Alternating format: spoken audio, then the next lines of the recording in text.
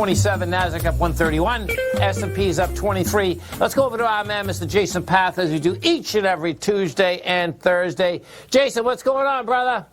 Tom, how are you, man? Doing great, man. Yourself? I'm doing good. A little quiet today, right? You know, I mean, definitely some things happening, but not the type of day we've become accustomed to, I think. Yeah, July 4th week. Quiet week. Know? Yeah. I mean, I was thinking about this earlier. You know, obviously Christmas is always, winter holidays are always a special time, but the stretch between Father's Day and the 4th, right? It's probably my second favorite time of year, right? Totally. If you get a little quiet, it's sunny outside, it's hot, go to the beach. Obviously, I'm talking about a year different than this, but yeah. It's a great time of year, man. It definitely is. And, you know, markets like to run this time of the year, too. And, you know, they're quiet markets. And bottom line, we got everyone went to Sherwin-Williams today. They got a lot of green paint. Bottom line, you know, it's there. Hey, so I have all your charts up. You want to start with the charts? We can start anywhere you want, man. Let's start with the charts, okay? So the first slide here. Now, this says new COVID. Oh, I got it. You know what's so funny about this? Is that I was saying only 19 cases a year? No, per day. COVID-19. Exactly. So this is also, it's a trailing 7-day average, so it's a little smooth. Okay. But, you know, we talked a couple weeks ago, I'm just updating the same chart. We saw it pointing up earlier in June, last time I showed this, and clearly, you know, in market terms, it's gone topside. You know, I think most folks are familiar with the news. I think there's a feeling this is fairly regional. You're talking about places like Texas, Florida, a lot of the Sun Belt. I can tell you this morning, so listen to this. This is amazing, folks. This morning, we're going to a job site. It's 6:15 in the morning, and this is right down the street from our office here, right? At Tropicana Field. That's okay. And they were having testing. I'm trying to figure out, like, do all those people actually think they have it? There were literally thousands of cars. Huge. There was traffic everywhere. It was 6:15 in the morning. And when I was leaving, you know, we just have some jobs going on there. And when I was leaving, I'm saying to myself, I'm trying to figure out, do these people actually think they have it or just want to get tested? That's like, it was pretty wild, man. I mean, yeah, the crowds are huge. It's different than it was, you know, obviously in March, because we're not in the media centers of, you know, New York, Chicago. Right. DC, but the images are the same, right? Just huge swaths of cars and people getting tested. Yeah.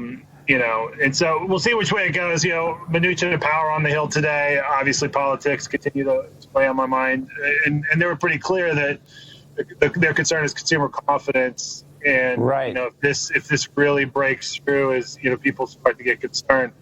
Well, I can tell you this. In April, especially us being, you know, visual and chartists and technical, you know, technicians, I never thought I'd see a curve like this, man. Yeah. You know, I mean, if you're watching Tiger TV, folks, okay, the bottom line is that, yeah, we had a lot in April, but, man, if you're a technical trader at all, it's like, okay, man, this is a monster ABC up. It's like, okay. That's right. You know, and many sectors still haven't recovered, obviously, from March. And here we go again. So, you know, it's a really interesting time, right? Because I don't feel like the second wave it hasn't hit like the first did. The numbers are actually getting worse. The fatalities, unfortunately, will trail by a couple of weeks, but you can see the cases. You know, in many ways, you can trace this to Memorial Day. I'm not a doctor, nor would I play one on your show. But, I mean, we can all count the weeks. Obviously, we've got the 4th coming up. You know, does this continue to escalate throughout the summer? I think every physician you talk to would say the fall is really when they were concerned about a meaningful second wave. Are we immune to it? Does this break through and finally put everybody inside again? Remains to be seen. Sent an article, really interesting article today. Goldman Sachs put out their research. They think mandatory mask order from the president could save 5% to GDP. That's a big percentage, man. And I can tell you, Goldman misses it as often as they get it right. No one's harder on Goldman in their forecast than me, especially in the oil markets, because they've got some work to do there. But these guys, all these hedge fund guys, you know, have hired a tremendous amount of epidemiologists, and they've really unpacked the research, different countries, and just the mask wearing. So it'll be interesting to see that. But they can tie that through their research, going country by country, to 5% improvement on GDP. Again, everything's political right now with the election coming up, but it'll be interesting. We're also looking at now at stimulus end of July. I was trying to do some math, and maybe I'll get closer for our time together on Thursday. How much of this move in the market can we attribute to, in real terms, like let's really get to a number, the federal government, how much they've pumped in this market. Do we get to a situation where later in the summer where that's harder to pass? Well, I think it's a monster number because it's a monster number, folks, more than just the number that you hear, that $3 trillion that they put in, because every business that's just about out there has got, the PPP, and then on top of that, many of them have taken those SBA loans. And that's the right. bottom line is that that was, one of the easiest deals in the world. You hit one button, and the bottom line is that you get a 30-year loan that's paying, you're paying 2.75 to 3.25. And like, where's all that money going? It's probably going in the market. That's right. And my point is, if I'm a trader, how do I interpret this through the lens of my world? Cases are going up. We've got an election. We're already heavily reliant on government stimulus. We can all talk about the trillions that we put on the balance sheet. Right. In my opinion, with the cases going up and some sectors not recovered, that stimulus will continue to need to flow. Again, Mnuchin and Powell on the Hill today saying the exact same thing. They're begging they'll need more money by late July. If you're a trader and you're long and you intend to be long for a couple more weeks, a couple more months, you are now effectively betting on Congress to get done more stimulus into the trillions. Yes. Coming within 60 days of probably the most contentious election of our lifetimes. Right. I'm not saying it's a bet I would never make, but you're really starting to bet on Congress getting that done. To me, that's an iffy proposition. Not saying it can't happen, but you're starting to bet on the politics. And then if it doesn't happen, the bottom line is that business is going to be in trouble. That's right. Because because you got this, you open, they have to close again. And I can see the bar rooms closed, man. It's pretty simple, because even when they opened around here, I'd say that just about everyone got lax. And then you have a few beers, you get more lax anyway. I can see how that happens. That's just common sense. Do you know what I'm saying? That's right, man. Those poor people in the bar room business, I think that's going to change for a long period of time, because I don't think that's ever going to change. You go to a bar to drink. You had 2 or 3 beers, you get looser, right? It's a no-brainer. That's right. That's right. So here, let's go from there to crude oil. So crude oil, all-time high. We continue to stay around $40. We're at an all-time high of the amount of oil that we have in storage. Clearly, if we go back under some kind of lockdown, oil is going to have to reconcile. We've got a lot of competing factors right now. We've got more Libyan oil coming on the market.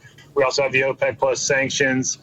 Net, I'm short oil over the next 90 days. I think $40 is, we're out in front of where the dynamics, should have price. We're about 90% of gasoline consumption. Air travel still hasn't recovered. More Libyan oil hitting the market. I like oil lower.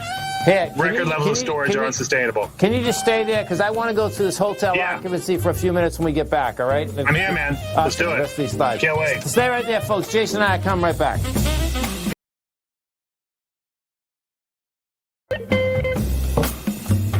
Welcome back, folks. Talking with Mr. Jason Pfaff. We are going through some charts right here. So let's start with this TSA checkpoint here. Yeah, so that's just net number, amount of folks passing through TSA checkpoints. The blue line is last year, red line is this year. Okay. Pretty clear. It's pretty clear. Most restrictions have been lifted. Folks have been, getting out and about, but we're just not flying. And you see headlines from Americans starting to sell the middle seat. Yeah. They're going to start, but at the same time, they're laying off tremendous amount of pilots. They're just going to start shrinking the number of planes in the air, selling them out. They said, do not be surprised if you walk into sold out planes from here on. Big time. I know. So, again, we're at an inflection point. Something's got to give with the airlines. Yep. It's unsustainable. And then the next one, we got seated dinners online. That spike. Yeah, so you're talking about, but the spike still doesn't even get us to balance on last year. So right. 0% is, percent of prior year. You can see most weeks without Father's Day. we're trending up in some places. New York still is way down, obviously a large dining market, but, on average, we're down 40, 50, 60% year over year in dining. It's coming back. It's probably coming back quicker than airlines and other sectors, but still a lot of pain. And ironically, these are the folks that were closer to the brink than anybody going in, right? They don't have, a lot of your independent diners can't, float debt at Right. rates, right? They're trying to make payroll and make rent and Exactly. make their own living. Yeah. So They don't these have people any are in a lot of EBITDA. pain. Yeah. Yeah, I mean, if you've been out to a shopping, a lot of those outdoor kind of lifestyle centers that municipalities took on and built with a lot of debt.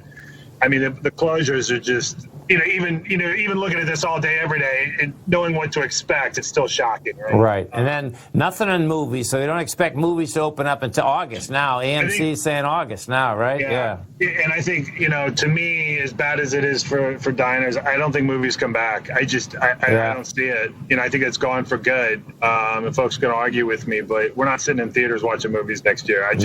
Movie companies moved on. They've put stuff over the top. They're going to monetize that platform. Yeah, the stream, amen, the stream. Who would ever think the streaming, you brand new movies on the stream, millions of people watching right away? It's a big number. That's right, and they keep more of the profits. It's your theater owners and the folks who held the real estate. I don't see movies going They're cutting everyone out, yeah. So hotel occupancy, let's take a look at this one, man. Yeah, so this is coming back pretty well. Still continues to trend up. Over the summer, you're still going to have some families travel. Business travel still way off, but again, this is total occupancy by week of the year. So where we are right now, about 40%. We're typically 60 to 70%.